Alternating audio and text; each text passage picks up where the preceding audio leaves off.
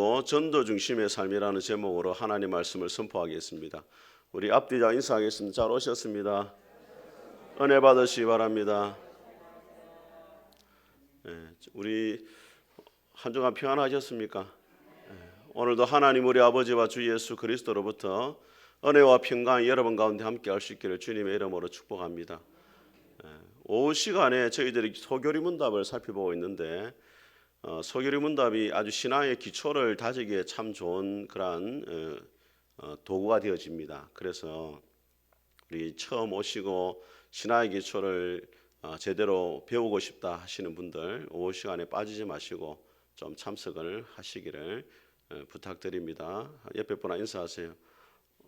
도망가지 맙시다.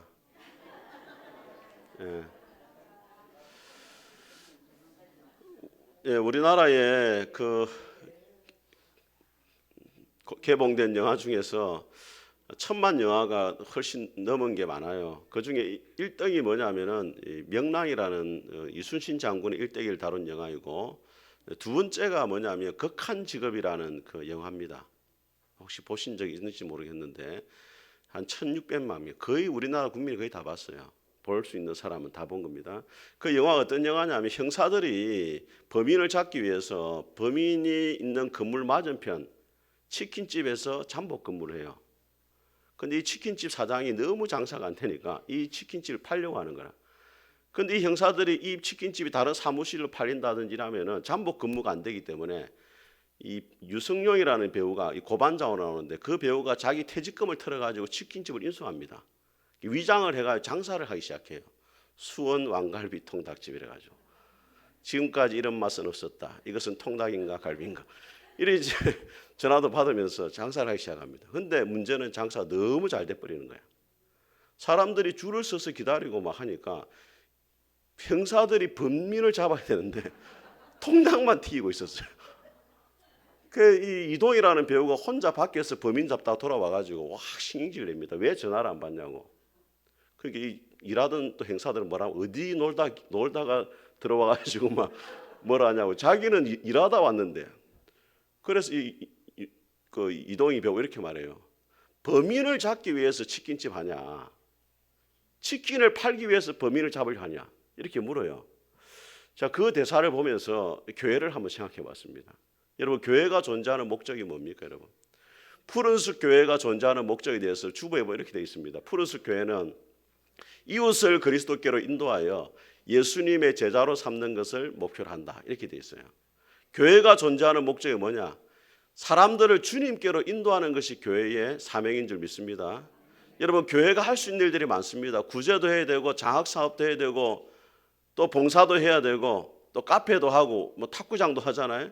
그런데 이 궁극적인 목적이 뭐냐? 무엇을 위해 교회가 존재하느냐? 이웃에게 복음을 전하기 위해서 존재한다는 거예요.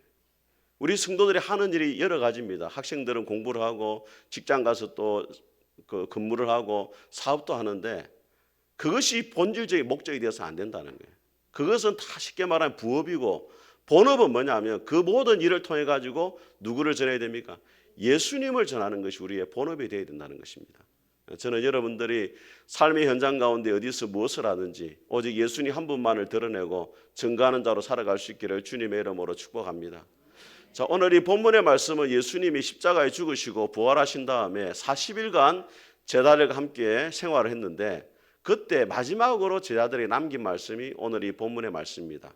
오늘 본문의 말씀을 가지고 우리가 어떻게 하면 전도 중심의 삶을 살아갈 수 있는지 하나님의 음성을 듣도록 하겠습니다. 첫 번째로 생각해 볼 것은 왜 우리가 전도를 해야 하느냐 하는 것입니다. 우리 6절을 같이 한번 읽어보겠습니다. 시작. 그들이 모였을 때 예수께 여쭈어 이르되 주께서 이스라엘 나라를 회복하심이 이때니까 하니. 자, 예수님이 제자들을 떠나가지고 하늘로 올라가시기 전에 감람원이라고 하는 감람산에 모였습니다. 감람산은 제가 지난주에 말씀드렸지만은 예루살렘 동편에 있는 산이에요. 예루살렘 동편에 작은 산이 있는데 감람나무, 올리브나무가 많이 심겨져 있대가지고 그 산 이름을 뭐라 부른다고요? 감람산이고, 감람산 서쪽에 보면은 작은 기슭이 있는데 그 동산 이름이 겟세마네 동산입니다. 이 겟세마네라는 말은 기름틀이란 말이에요. 올리브 기름을 짜는 틀이 겟세마네예요. 그곳에서 예수님이 땀방울이 핏방울이 되도록 마치 기름틀을 짜듯이 간절히 기도하셨잖아요. 감람산은 제자들과 예수님이 자주 모여가지고 쉬기도 하고 말씀을 가르치기도 하고 또 기도하는 장소였습니다. 마지막에 주님이 하늘로 올라가시기 전에 제 아들을 갈만산으로 불렀어요. 그때 제 아들이 묻습니다. 이스라엘 나라를 회복하실 때가 지금입니까? 그렇게 물어요. 이것은 제자들만의 궁금증이 아니고 모든 이스라엘 백성들이 가지고 있는 궁금증이었습니다. 지금 이스라엘이 로마의 지배를 받고 있어요. 그 이스라엘 백성들은 과거에 하나님께서 이스라엘의 애굽의 노예 생활할 때 모세를 들어가지고 이스라엘을 구원해 내신 것처럼 이제 메시아가 오시면은 로마로부터 이스라엘을 구원하실 것이라는 그 기대감을 가지고 있었습니다. 그런데 예수님이 오셔가지고 십자가에 죽으신 것으로 끝났다 생각했는데 다시 부활하신 거예요. 야, 죽음을 이기시고 부활하신 분이라면 우리를 능히 이 로마로부터 구원해 내실 수 있는 능력이 있겠구나. 그래서 예수님께 물은 겁니다. 지금이야말로 로마로부터 이스라엘을 구원하실 때입니까? 이스라엘을 회복시켜 주실 때입니까? 그렇게 물었어요. 그런데 이것은 예수님의 마음을 전혀 이해하지 못한 제 아들의 질문이었습니다. 우리 3절을 같이 한번 읽어보겠습니다. 3절 같이 읽겠습니다. 시작. 그가 고난받으신 후에 또한 그들에게 확실한 많은 증거로 친히 살아계심을 나타내사 40일 동안 그들에게 보이시며 하나님 나라 일을 말씀하시니라. 여러분, 이스라엘 백성들의 관심, 제자들의 관심은 이스라엘의 회복에 있었지만은 예수님의 관심은 하나님의 나라의 회복에 있었어요.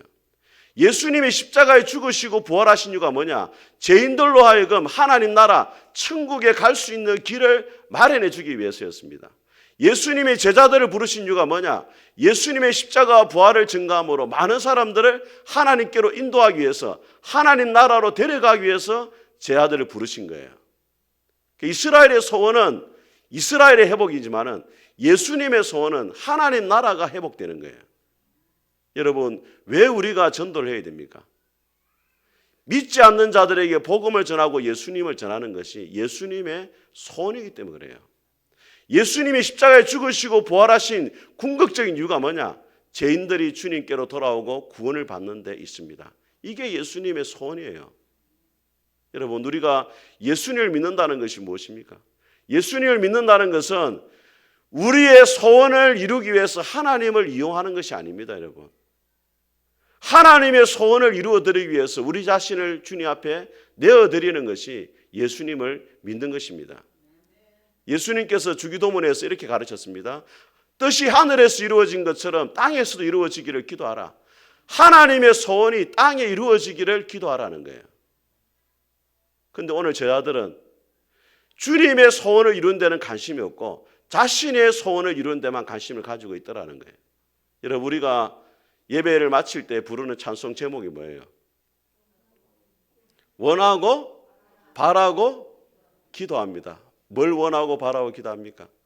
하나님의 꿈이 나의 비전이 되고 예수님의 성품이 나의 인격이 되고 성령님의 권능이 나의 능력이 되길 원하고 바라고 기도합니다. 우리 할머니 비웃고 계시네 지금. 그 예수님 믿는다는 게 뭐냐? 하나님의 뜻과 내 뜻이 처음 예수 믿을 때 이만큼 넓었어요. 시간이 지나면 지날수록 이 간격이 좁아지는 거예요. 그래서 마침내 하나님의 소원과 내 소원이 딱 하나가 되는 것. 이게 신앙이 성숙한 사람이 되는 것입니다. 저는 여러분들이 하나님의 소원을 이룬 자로 살아갈 수 있기를 주의 이름으로 축복합니다. 나아가서 우리가 또 왜 예수님의 복음을 전해야 되느냐? 그것이 예수님이 남기신 마지막 유언입니다. 여러분, 청개구리가 비만 오면 왜 웁니까? 어머니 유언을 드려 하다가 물가에다가 무덤을 만드는 바람에 비만 오면 울잖아요. 제가 저희 아버지 이야기를 한 번씩 했지만은 저희 아버지가 제가 중학교 1학년 때 위암이 걸렸거든요. 어느 날 아버지가 부산에 갔다 오신다고 가시더라고. 갈 때는 걸어가셨는데 올 때는 부축을 받고 오시는 거예요. 뭐 여러 가지 검사를 하면서 이제 최종적으로 위암 판정을 받으신 거예요. 근데 이제 너무 늦었어요. 그래가지고 집에서 이제 요양을 했는데 저희 셋째 누님이 그때 이제 간호사 자격증이 있었습니다. 마산의 한일 합성 근무하면서 이제 학교를 다니고 해가지고 이제 간호사가 된 거예요. 그래서 집에서 이제 막 링거 주사를 계속 맞더라고. 통증이 너무 심하니까. 근데 이제 조치를 못하니까 진짜 아버지가 피골이 상접하다는 걸 제가 그때 봤어요. 뼈하고 피부하고 완전히 붙어버리더라고. 힘이 아무것도 없어져요. 근데 죽기 한 2, 3일 전이 되니까 아버지가 이제 우리 남자 애들을 탁 자녀들을 부르더니 한 명씩 딱 앉더니 유언을 남기더라고. 죽기 전에. 저한테는 뭘 하셨냐면 선아 어머니 말씀 잘 듣고 공부 열심히 해라. 지금도 생각하니까 좀 마음이. 짧은 말이면 짧은 말. 어머니 말씀 잘 듣고 공부 열심히 해라. 근데 이 말은 뭐 세계적인 명언도 아니고 뭐 위대한 말도 아니지만은 제가 잊을 수가 없어요. 왜? 아버지가 남기신 마지막 유언이기 때문에. 여러분, 우리가 왜 예수님을 전해야 되느냐? 오늘 예수님께 제 아들을 떠나가시기 전에 마지막 남기신 유언이 뭐냐면 오직 성령이 너에게 임하시면 너희가 권능을 받고 예루살렘과 온 유대와 사마리아와 땅끝까지 이르러 내 증인이 되라. 왜 우리가 복음을 전해야 되느냐? 이것이 예수님이 남기신 마지막 유언이기 때문입니다. 저는 여러분들이 주님이 남기신 유언을 마음에 간직하고 복음을 전하는 자 살아갈 수 있기를 주님의 이름으로 축복합니다. 자, 두 번째로 무엇을 전해야 하느냐 하는 것입니다. 자, 우리 1절과 2절을 같이 한번 읽어보겠습니다. 시작. 데오빌로여, 내가 먼저 쓴 글에는 무릇 예수께서 행하시며 가르치시기를 시작하신부터 그가 택하신 사도들에게 성령으로 명하시고 성천하신 날까지 이를 기록하였노라. 자, 여러분, 제가 한번 문제를 내겠습니다. 우리 옛날에 이승문 목사님도 오늘 이 본문을 설교하면서 냈던 문제입니다. 자, 사도행전은 누가 기록했습니까? 아유, 대단하시네. 사도행전 누가 기록했다고요? 누가 기록했어요? 그럼 누가복음은 누가 기록했습니까? 아유, 어려운 거 맞추시네. 여러분, 이 누가라는 사람이 예수님의 제자인데 의사입니다. 근데 데오빌로는 그 당시 로마 정부의 관직에 있는 사람인데 이 데오빌로에게 두 권의 성경을 기록했어요. 첫 번째는 뭐라고요? 누가복음. 두 번째는 사도행전. 그러니까 이 누가가 얼마나 전도 중심의 삶을 살았는지 알 수 있습니다. 한 영혼을 구원하기 위해서 누가복음이라는 사복음서 가운데 가장 분량이 많은 책을 기록했고 그 다음에 또 사도행전까지 기록을 했어요. 그 누가복음의 내용은 뭐냐? 예수님이 누구인가를 가르쳐 준 거예요. 예수님이 당신의 죄를 십자가에 죽으셨고 부활하신 분이다. 그걸 가르쳐 줬어. 사도행전은 뭐냐? 그 예수님이 믿은 제자들이 어떻게 복음을 전했는지를 또 데오빌로에게 가르쳐 준 거예요. 그러니까 누가 마음이 어떤 마음이 있겠습니까? 데오빌로가 예수님을 참으로 믿는 자가 되길 바라고 사도행전을 통해서는 데오빌로 당신도 예수님의 제자처럼 예수님의 복음을 전하는 자가 되기를 원한다. 이런 마음으로 누가복음과 뭘 기록했다고요? 사도행전을 기록한 거예요. 그럼 이 누가가 전한 이 데오빌로에 전한 핵심이 뭐냐? 우리 3절을 다시 한번 읽어보겠습니다. 시작. 그가 고난받으신 후에 또한 그들에게 확실한 많은 증거로 친히 살아계심을 나타내사 40일 동안 그들에게 보이시며 하나님 나라의 일을 말씀하시니라. 누가가 데오빌로에게 전한 이 예수님에 대한 핵심이 뭐냐? 예수님이 십자가에 죽으셨지만 뭐 하셨다? 부활하셨다. 한번 따라합니다. 십자가와 부활. 이게 복음의 핵심입니다, 여러분. 여러분, 예수님이 기적을 행하셨다더라, 예수님이 좋은 말씀을 했다더라, 이걸 전한다 해가지고 죄인이 구원받을 수 있는 게 아니에요. 예수님의 관계된 이야기 가운데 가장 핵심은 뭐냐? 예수님이 우리 죄를 위해 십자가에 죽으셨고 뭐 하셨다? 부활하셨다. 이걸 전해야 되는 거예요. 좀 더 구체적으로 그럼 왜 예수님은 십자가에 죽으시고 부활하셔야만 했느냐? 제가 여러분에게 오늘 여러분이 어떻게 복음을 전해야 되는지를 짧게 제가 가르쳐 드릴게요. 자, 이 책은 우리 안보혜 집사님이 훈련을 받고 우리 또 한정숙 집사님도 받고 또 우리 경아 집사님도 받고 했나 어린이 전도협회에서 나온 전도 도구인데 글이 없는 책이다. 글 없는 책이에요. 자, 이 글 없는 책으로 복음을 전하는데 어떻게 전하느냐? 좀 큰 걸 갖고 올렸는데 오늘 못 찾았어요. 자, 글이 없는데 그림은 있어요. 색깔은 있어요. 자, 이게 무슨 색입니까, 여러분? 황금색이잖아요. 천국은 황금으로 된 길과 집이 있고 또 보석으로 만든 각장 아름다운 보석으로 꾸민 문도 있는 너무 아름답고 참된 기쁨이 넘치고 행복이 넘치는 것이 어디라고요? 천국이에요. 근데 이 천국에는 없는 게 있어요. 뭐가 없겠습니까? 아유, 눈치 없는 사람들 답을 이야기하네. 자, 이러면은 이제 잘 이게 좀 뭐가 안 맞는 거예요. 천국에는 뭐가 없느냐? 아픔이 없어요. 예. 질병도 없고 죽음도 없고 슬픔이 없어요. 그리고 뭐가 없냐? 죄가 없어요. 하나님이 거룩하신 분이기 때문에 죄를 미워하시고 죄가 있는 사람은 절대로 천국에 들어올 수가 없는 것입니다. 그러면 여러분, 죄가 무엇입니까? 그때는 이 까만색을 보여줘요. 죄가 뭐냐면 하나님이 하라고 하신 일을 하지 않고 하나님이 하지 말라고 하신 것을 하는 것이 죄고, 겉으로 우리가 거짓말하고 도둑질하고 간음하는 것뿐만 아니라 우리 마음속으로 다른 사람을 싫어하고 또 미워하고 질투하는 것도 죄예요. 로마서 3장 23절에 보니까 모든 사람이 죄를 범하였음에 하나님의 영광, 하나님의 그 기준에 미치지 못한다 되어 있어요. 여러분은 어떻습니까? 죄인입니까? 죄인이 아닙니까? 여러분, 아무리 착한 사람이라도 하루에 3번 이상은 죄를 짓겠죠. 아무리 착한 사람인데 3번만 죄를 지으면 거의 천사입니다. 그럼 3번만 죄를 지은다면 1년에 얼마를 죄를 짓게 돼요? 1000번을 죄를 짓는 것이고, 70년이면 7만 번을 짓는 거고, 80년 사면 8만 번을 죄를 짓는 거예요. 그럼 8만 번 죄를 지은 사람이 법정에 서가지고 무죄 판결을 받을 수 있겠습니까? 없겠습니까? 8만 번 죄를 지은 사람을 무죄다 하면은 문제가 있는 거예요. 근데 더 심각한 문제는 뭐냐면 죄인인 우리가 이 죄의 문제를 스스로 해결을 못한다는 거예요. 여러분, 물에 빠진 사람이 살아나오기 위해서 자기 머리를 당긴다고 물에 빠져나올 수 있습니까? 물에 빠진 사람이 자기 머리가 아무리 당겨도 못 빠져나와요. 더 깊이 빠질 뿐입니다. 그것처럼 아무리 착한 사람이라 할지라도 자기 죄의 문제를 해결하지 못하는 거예요. 그런데 여러분, 한번 생각해 보세요. 어떤 강도가 있었는데 너무 살기 어려워가 은행 갔어요. 강도짓을 하다가 사람을 죽였습니다. 그게 잡혔어요. 그 재판장 앞에 섰는데 이렇게 말합니다. 돈도 다 돌려주겠다.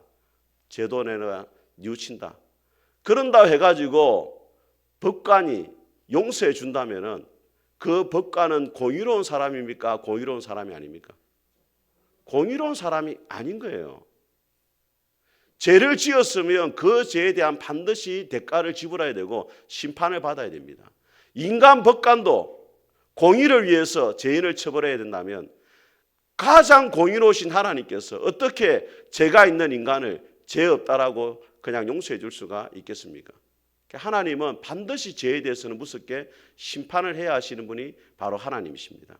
그런데 저와 여러분들이 그 죄로부터 벗어날 수 있는 길이 있어요. 그게 뭐냐면 로마서 5장 8절에 보니까 그리스도께서도 한 번 죄를 위하여 죽으사 의인으로서 불의한 자를 대신하셨으니 이는 우리를 하나님 앞으로 인도하려 하려 하심이라. 우리가 죄인이지만은 예수님께서 우리 죄를 위해 대신 죽으셨기 때문에 하나님께서 그 예수님을 믿는 자는 죄 용서함을 받는다라고 말씀을 해주신다는 거예요. 여러분, 러시아에 한 장교가 있었는데 전쟁 가운데 너무 사람들이 곡식을 이렇게 훔치니까 법을 씌웠습니다. 누구든지 곡식을 훔치는 자는 아주 엄벌을 처하는데 채찍을 때리겠다 했어요. 그런데 처음 잡힌 사람이 누구냐면 자기 어머니가 잡힌 거예요. 나이 많은 어머니가. 근데 이 어머니를 채찍질 안 하니까 어머니가 돌아가실 것 같고 살려주려니까 법이 서지 않고 그게 어떻게 했냐면 자기가 군복을 다 벗고 자기 신하에게 자신을 채찍질하라 했어요. 그래가지고 어머니도 살리고 법도 지켰어요. 이분이 누구냐면 바로 우리 하나님이에요. 하나님이 저와 여러분을 사랑하시는데 그냥 용서해 주면은 하나님의 공의가 서지 않기 때문에 하나님의 아들 예수님을 보내가지고 우리 대신 십자가에 죽게 하심으로 하나님의 심판을 받게 하셨어요. 하나님은 우리를 얼마나 사랑하시는가를 십자가를 통해 보여주고 또 죄를 얼마나 무섭게 심판하시는가를 십자가를 통해서 우리에게 보여주신 것입니다. 그럼 어떻게 하면 우리가 죄 용서 받을 수 있느냐? 자, 이제 무슨 색깔입니까? 흰색. 요한복음 1장 12절에 보니까 영접하는 자 곧 그 이름을 믿는 자들에게는 하나님의 자녀가 되는 권세를 주셨다. 십자가에 죽으신 예수님이 나의 죄를 위해 죽으셨다는 것을 믿는 사람, 또 예수님의 부활을 믿는 사람, 그 믿는 사람은 죄 용서 안 받고 하나님의 자녀가 될 수 있는 특권을 주신다는 거예요. 그런데 문제는 뭐냐? 단순히 지식적으로 믿고 문제를 해결하기 위해서만 예수님을 믿는 사람은 구원을 받을 수가 없습니다. 이게 무슨 이야기냐면 예수님이 나를 위해 죽으셨다더라, 또 부활하셨다더라, 하늘로 올라가셨다더라, 예수님 믿으면 죄가 용서받는다더라, 머리로만 믿는 사람은 절대로 구원을 못 받는다는 거예요. 여러분 한번 생각해 보십시오. 저기 의자가 있습니다. 의자에 내가 앉으면 어떻게 됩니까? 편하죠. 쉴 수가 있습니다. 그 지식적으로 알고 있어요. 그렇지만 내 몸을 의자에 맡기지 않으면 아무런 소용이 없는 것입니다. 예수님이 나의 죄를 위해 죽으셨다는 것을 믿지만은 그 예수님께 인생을 맡기지 않는 사람은 예수님과 관계없는 사람이 되고 단순한 지식적인 동의로 믿는 거기 때문에 그 사람은 구원을 못 받는다는 거예요. 그리고 예수님께 재정의 문제도 맡기고 가정의 문제도 맡기고 삶의 문제는 맡기지만은 자신의 인생을 맡기지 않는 사람은 일시적인 문제 해결만을 위해서 예수님을 찾는 사람이기 때문에 그 사람도 구원을 받지 못한다는 거예요. 참으로 구원받는 믿음은 어떤 믿음이냐? 자신의 전 삶을 예수님께 맡기는 믿음이 구원을 받는 것입니다. 믿습니까, 여러분? 자, 한번 따라해 보세요. 손가락 5개입니다. 자, 하나님 아버지, 나는 죄인입니다. 예수님께서 나의 죄를 위해 십자가에 죽으시고 부활하신 것을 믿습니다. 지금 내 마음에 들어오셔서 말씀대로 살아갈 수 있도록 도와주세요. 예수님 이름으로 기도합니다. 아멘. 이걸 가지고 짧지만은 복음을 전하는 거예요. 여러분들 다음에 기회가 되면은 이걸 좀 공부를 했으면 좋겠어요. 베드로후서에 보니까 소망에 관한 이유를 묻는 자들에게 대답할 것을 항상 준비하라 그렇게 했어요. 저는 여러분들이 예수님을 믿을 뿐 아니라 전하는 자로 살아갈 수 있기를 주의 이름으로 축복합니다. 세 번째로 그럼 어떻게 우리가 예수님의 증인이 될 수 있느냐? 우리 8절 말씀을 같이 한번 읽어보겠습니다. 8절 같이 읽겠습니다. 시작. 오직 성령이 너에게 마시면 너희가 권능을 받고 예루살렘과 온 유대와 사마리아와 땅끝까지 이르러 내 증인이 되리라 하시니라.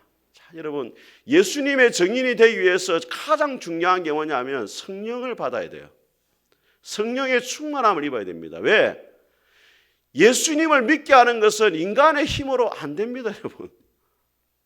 여러분, 제가 왜 여러분에게 전도를 하라고 하냐면 전도를 해봐야 내가 예수님 믿은 게 기적이라는 게 깨달아져요. 진짜 기적은 여러분들이 어려움에서 구원받는 게 기적이 아니고 여러분들이 예수님 믿은 게 기적이에요. 아이고, 감동이 없네, 지금. 여러분이 예수님 믿은 게 기적이에요. 전도를 해봐야 된다니까. 전도를 해보면 예수님 한 사람 믿게 하는 게 얼마나 어려운 줄 안다고. 야, 저렇게 예수님은 안 믿는데 내가 예수님 믿으시네. 야, 이게 기적이에요. 제가 저희 집에도 종갓집이었고 제사가 많았어요. 도무지 예수 믿을 수 있는 환경이 아니었습니다. 근데 어느 날 초등학교 때 친구가 제보를 하더라고. 같이 교회 가자 이러더라고. 그럼 별로 안 가고 싶더라고. 또 9시 되면 미래소년 코난도 하는데 그거 봐야 되는데 별로 안 가고 싶었어요. 근데 어느 날 이 친구가 약속을 했어요. 안 가면 1억을 주겠다 약속을 했어요. 초등학교 때. 1억이 없었지만 초등학생들은 그렇게 약속하잖아요. 1억 주겠다 뭐 이런 식으로. 그래 교회를 가게 됐어요. 근데 그때부터 물론 이제 그 중간에 있었지만 그때부터 교회를 계속 다니게 됐어요. 한 번도 교회를 안 떠났어요. 그게 기적이에요. 가족들의 반대도 있었지만은 근데 교회를 가고 싶더라고. 누가 뭐 교회를 다니랬습니까? 또 믿음도 좋았어요, 제가요. 학교 마치고 교회 가서 초등학교 때 기도하고 그랬어요. 뭘 기도했는지 기억은 안 나지만 하나 기억나는 기도가 있습니다. 친구들하고 막 밖에서 놀다가 우리 아버지가 늦게 오는 거 싫어했거든요. 왜냐면 일을 해야 되는데 밖에 노는 거 싫어했어요. 아버지가 엄청 뭐라 하실 것 같더라고. 문 밖에서 기도했습니다. 하나님, 우리 아버지가 뭐라 하지 않게 해주세요. 그날 아버지가 아무 말씀 안 하시는 거라. 이야, 하나님이 내 기도를 듣고 계시는구나. 근데 여러분, 진짜 예수님 믿는 게 기적이고 은혜 없이는 안 돼요. 제가 청년 시절에 택시를 타고 한번 간 적이 있습니다. 교회를 간 적이 있어요. 전도사 시절이면 26살 때가 그래요. 그때 택시를 탔는데 기사님한테 복음을 전하시더라고요. 근데 여러분, 이 택시 타가지고 복음 전하는 게 쉬운 게 아닙니다. 얼마나 불편합니까? 또 기사 아저씨가 어떻게 또 반응할지도 모르잖아요. 또 청년이고 제가 뭐 또 아는 것도 별로 없고 그래서 복음을 전하고 싶더라고요. 기사 아저씨, 한 5분만 제가 이야기해야 되겠습니까? 이야기하라 이러더라고요. 그래 복음을 탁 전했어요. 마지막에 뭘 해야 됩니까? 이제 영접기도 해야 되잖아요. 기사 아저씨, 저를 따라서 한번 기도해 보시겠습니까? 하니까 차를 딱 세우더라고. 영접기도를 하시는 거예요. 제가 뭐 청년 시절에 뭐 신학적인 논리가 있어가지고 뭐 설득을 했겠습니까? 그냥 오늘 이 나오는 제가 이야기했던 복음, 예수님이 우리 죄를 죽으셨고 부활하셨다. 그 단순하게 전했지만은 성령님이 일하시니까 차를 세우고 영접기도를 그 20대 청년을 따라서 기도하더라니까. 여러분, 고린도전서 12장에 보니까 누구든지 성령으로 아니하고서는 예수를 주시라 할 수 없다. 성령님이 도와주셔야 예수님 믿게 되는 거예요. 그래서 우리가 전도할 때도 누구의 도움을 얻어야 된다고요? 성령님의 도움을 얻어야 되는 거예요. 여러분, 서울의 소망교회를 이전에 담임했던 곽선희 목사님이 계실 때 한 아주머니가 교회로 왔어요. 이 아주머니는 참 어릴 때는 예수님 잘 믿었는데 불신 남편과 결혼하는 바람에 교회를 못 다녔어요. 그 시어머니가 핍박하죠. 우상 숭배하죠. 10년간 애 둘을 낳았는데 남편도 타락해버리고 의지할 데가 없는 거예요. 그래서 교회를 다시 왔어요. 눈물이 나고 은혜를 많이 받았어요. 목사님 찾아갔어요. 목사님, 이제 내가 이혼해야 되겠습니다. 도무지 이 가정에서 내가 못 살겠습니다.